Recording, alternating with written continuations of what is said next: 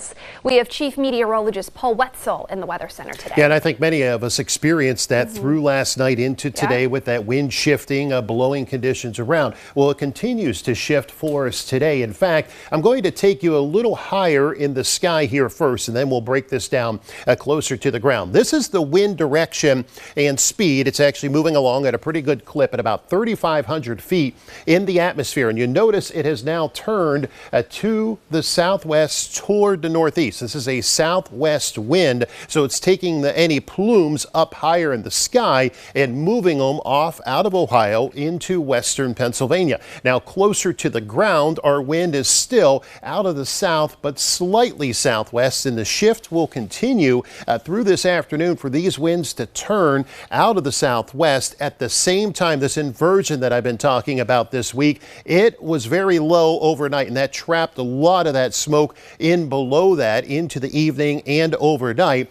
Well, today that is starting to lift, so that's going to help that smoke try to mix out that's left in the atmosphere, and that'll push off to the north and northeast away from East Palestine. So if you live west of East Palestine, the bulk of this is moving away from your region. In fact, here's a look at current wind speeds in East Palestine itself at 13 miles per hour. I'm going to put this into motion for you so you can see around the areas. Any flow that is left over from East Palestine will continue to move into extreme southeastern parts of Mahoning County over into parts of Lawrence and Mercer counties as the afternoon goes on. Here's a look at 3 o'clock, and you can see that southwest wind just continues to push this into western Pennsylvania. The rest of the area, it's blowing away from us here in a big part of Ohio. It's just the eastern fringe of Columbiana County, southeastern Mahoning, but over into Lawrence and parts of Mercer County, this is flowing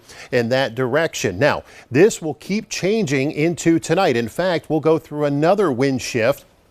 As the night goes on, it'll turn more to the west and eventually back to the northwest toward early tomorrow morning overnight. So this will start to push any flow that's left over into southern Lawrence County and Beaver County into early tomorrow morning. So a lot of changing wind. And in fact, it continues to change through the day tomorrow as it shifts back to the southwest. And this has been going back and forth, and that doesn't look like that'll change going into tomorrow. It's just going to keep turning. At the same time, still some gusty wind this afternoon. That's going to settle down tonight.